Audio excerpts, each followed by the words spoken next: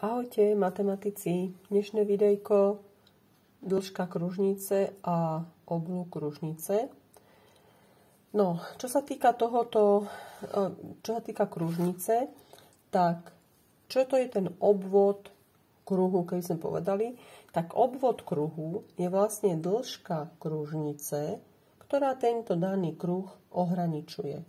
Takže obvod kruhu, alebo teda dĺžku kružnice, označíme písmenkom O.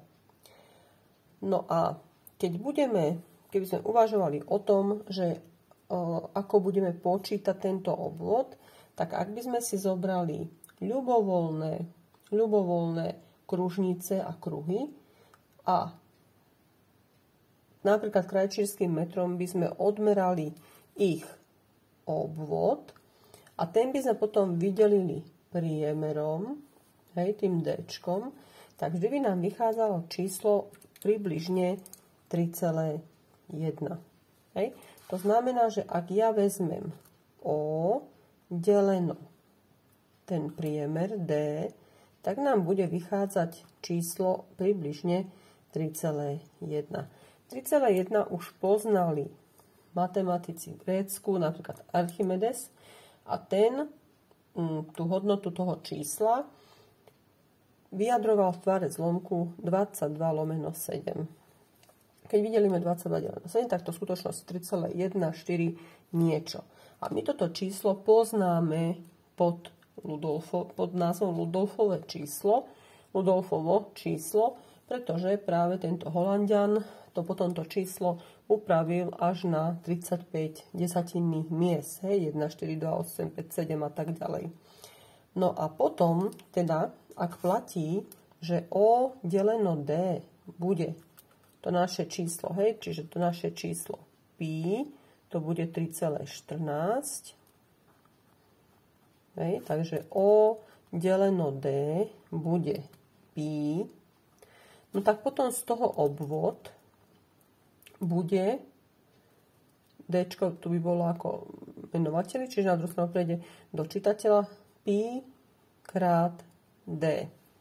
To je taká prvá úvaha. No a my vieme, že toto D-čko je vlastne 2x polomer.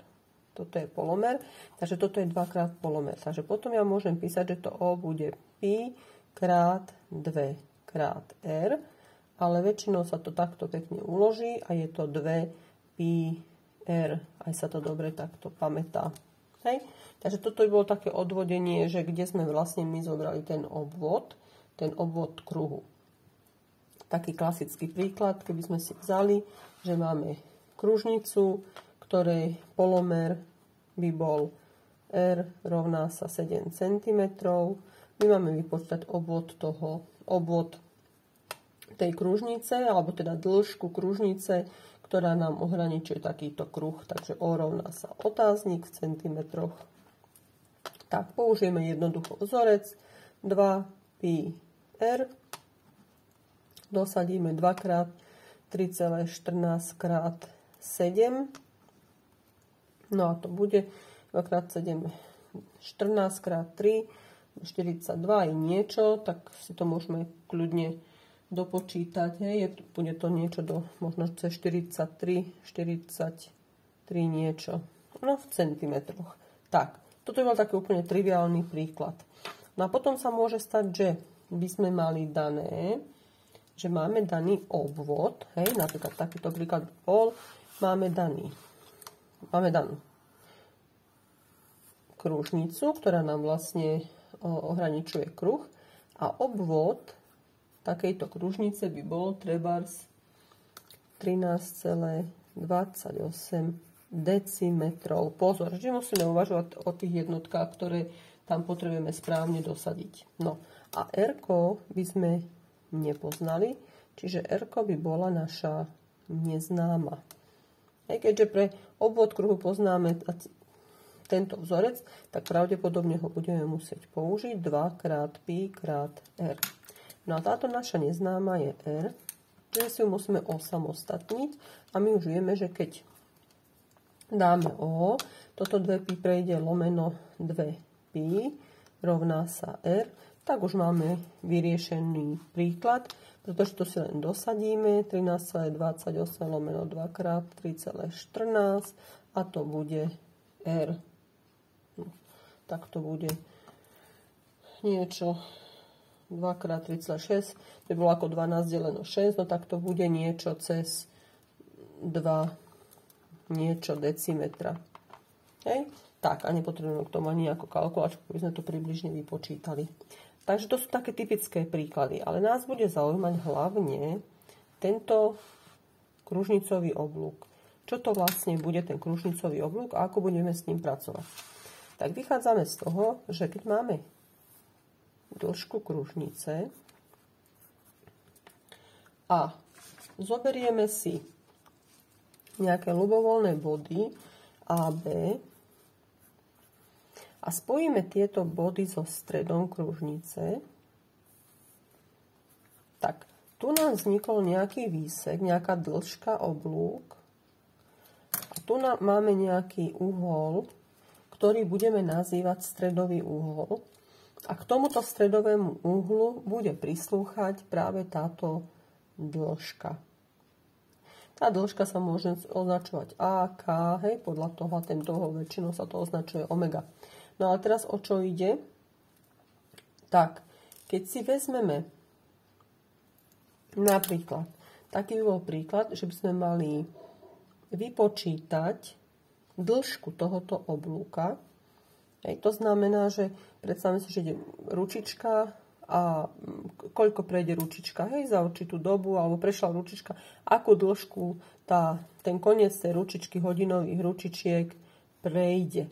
No, tak aká by bola úvaha? Tak my vieme, že celý ten obvod bude 2 krát pi krát r. A keď si ja vezmem, že tento celý kruh bude mať koľko? 360 stupňov, tak ja keď urobím tento obvod, rozdelím, hej, takto.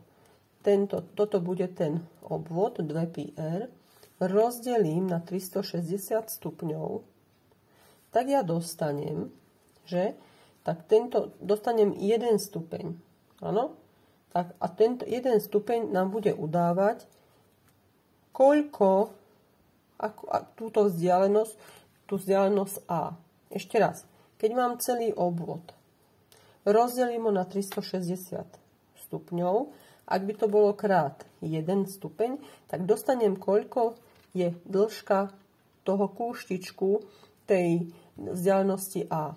No a samozrejme, že keď napríklad budem mať tu na uhol 30 stupňov a my by sme mali vypočítať, ak máme stredový uhol napríklad tých 30 stupňov, mám daný polomer tej kružnice a koľko prejde vlastne trebárs tá hodinová ručička, no tak postupujeme obdobne. Hej, toto sme si označili A, takže my si čo vezmeme? 2πr, lebo to bude obvod, rozdelíme ho po 360, hej, to bude ako keby ten 1 stupeň, krát a tento uhol 30 stupňov.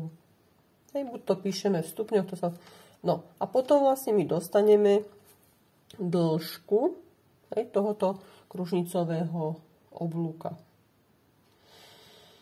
Niekedy sa to dá urobiť aj cez trojčlenku, že si poviem teda, ak 360, hej, keby sme mali, vymyslím si, že ten obvod je 25 cm, tak ideme vypočítať ten 1 stupeň, no tak viem, že 360 stupňov bude predstavovať oblúk tých 25 cm, koľko bude predstavovať náš 30 stupňový uhol, to bude x. Hej, takže zase použijeme trojčlenku, aj to často sa robí. Ale je to to isté. Áno? Keď ja tú trojčlenku upravím, tak to bude 30 ku 360, x ku 25 a nakoniec dostanem tak či tak dĺžku tohoto oblúka deleno 360 krát 30.